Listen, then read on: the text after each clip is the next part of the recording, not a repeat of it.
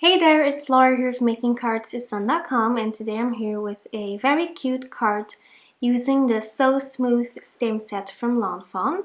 So I'm going to be using this stamp set today to create a really cute and fruity and colorful card. So I'm starting out with the blender image and I'm just mounting that onto an acrylic block. And I'll be stamping that onto some Simon's Stamp Ultra Heavyweight white cardstock with Memento Tuxedo black ink. So now I am filling up this blender with some of the fruit stamps. I'm using the berries, the banana, and the strawberries. And again, I'm just stamping all of these images with my black ink. I really love this combination of ink and paper because it works really well with the Copic markers.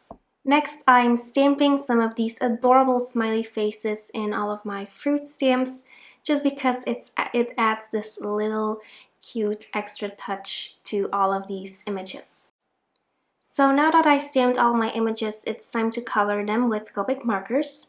I'm going to be coloring the banana with two different markers.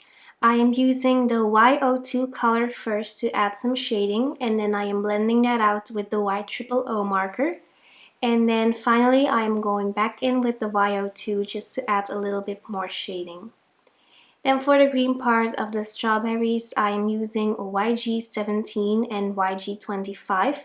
And since that difference between those two markers wasn't really big, just to add enough shadow, I went in and added an extra layer of that darkest color. And I repeated that step for about 3 times just to make sure that I had enough shading. Then for the strawberries, I'm using R29 and R24. And then for the berries, I'm using BV04 and BV02. So as you can see, I'm doing some really easy and simple Copic coloring just using 2 markers. It's just a really easy technique that anybody could do. Then for the blender itself, I am using BG32 to add my first layer of shading. And then I am blending that out with the BG11 marker, which is my mid-tone color. And then I'll be blending all of that out with the BG10 marker. So I just wanted to mention that this technique is really simple. You can do some really easy and quick Copic coloring just with 2 or 3 markers that you have already. And yeah, I just wanted to share that with you. I really love this combination, by the way. I just love that BG32, BG11, and BG10 together. Just a really fun combination of markers, and it's also really easy to blend them. Then I'm going to add some slight cool gray shading to the blender. I am using the N1 marker for that, and then I am blending that out with the colorless blender, since I just wanted like a really soft shading, really soft shading. Then for the ice cube tray, I am using the same markers that I used for the blender. So I'm using BG32 for my darkest shading. Then for my mid-tone, I am using BG11. And then finally, I am blending all of that out with the BG10 marker. And then after coloring that ice cube tray, I decided to color the yogurt image with YR21 and Y32. So for the yellow details of this little jar, I am using Y13 and Y00.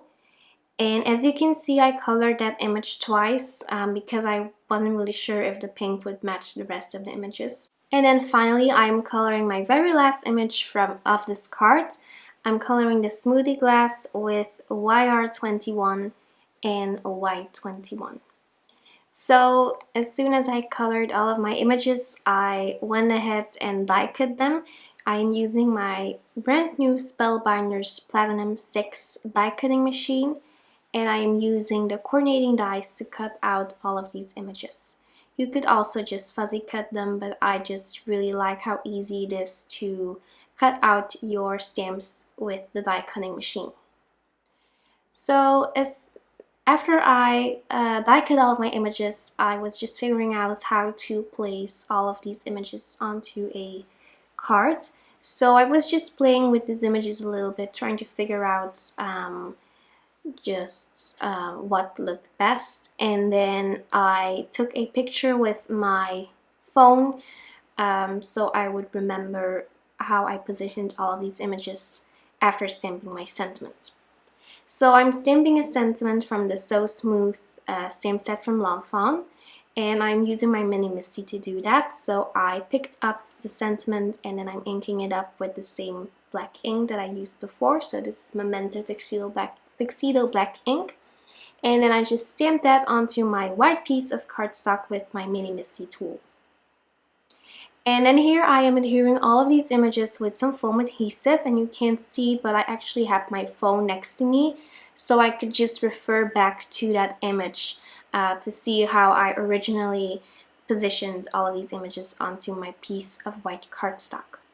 Then I am going to adhere some pattern paper to a standard size white note card with my ATG from Scotch. I'm using some really bright pattern paper from the Everyday collection from Ariel just to add an extra pop of color to this card.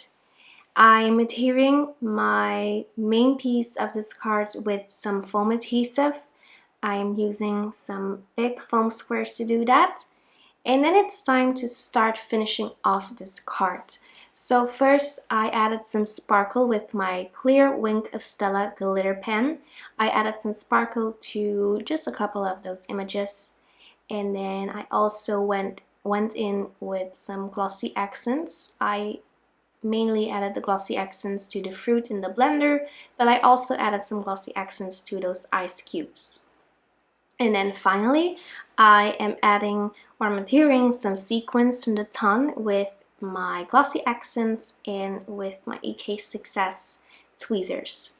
So that's it for this video. Thank you so much for watching. Make sure to subscribe to my YouTube channel to stay updated, and I'll see you very soon. Bye bye!